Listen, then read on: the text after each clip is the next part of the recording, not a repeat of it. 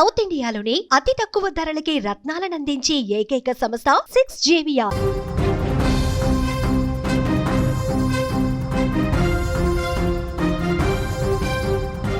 టాలీవుడ్లో మరో విషాదం చోటు చేసుకుంది. ప్రముఖ సీనియర్ నటుడు నిర్మాత జీవి నారాయణరావు అనారోగ్యంతో కన్నుమూశారు. ఆయన మరణ వార్త తెలిసి సినీ పరిశ్రమ దిగ్భ్రాంతికి గురైంది. ముఖ్యంగా మెగాస్టార్ చిరంజీవి తన ఆత్మీయ మిత్రుడని కోల్పోయారంటూ తీవ్ర భావోద్వేగానికి లోనయ్యారు. ఈ మేరకు ఆయన సోషల్ మీడియా వేదికగా సంతాపం ప్రకటించారు. ప్రముఖ సీనియర్ నటుడు నిర్మాత నా ఆత్మీయ మిత్రుడు నారాయణరావు ఇక లేరనే వార్త నన్ను తీవ్ర దిగ్భ్రాంతికి గురిచేసింది అని చిరంజీవి ఆవేదన వ్యక్తం చేశారు.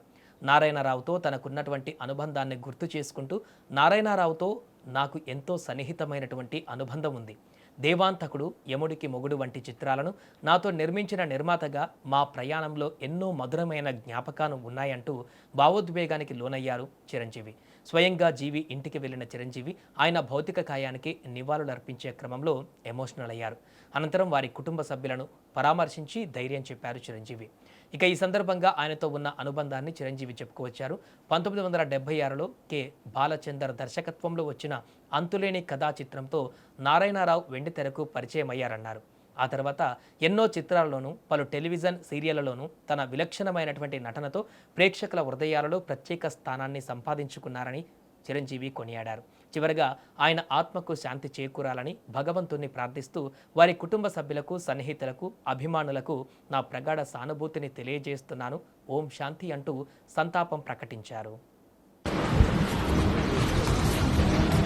ఫిలిం ఇన్స్టిట్యూట్ రోజు నుంచి 1977 నుంచి మా ఇద్దరు పరిచయం. కానీ అప్పటికే senior student from the film institute.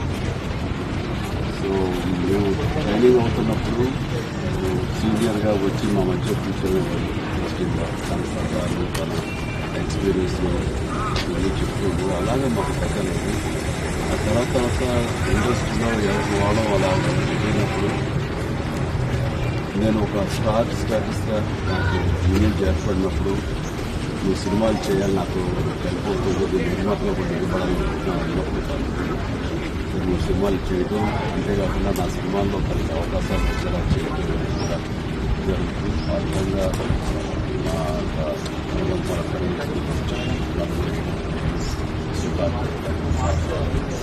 చాలా సంతానం.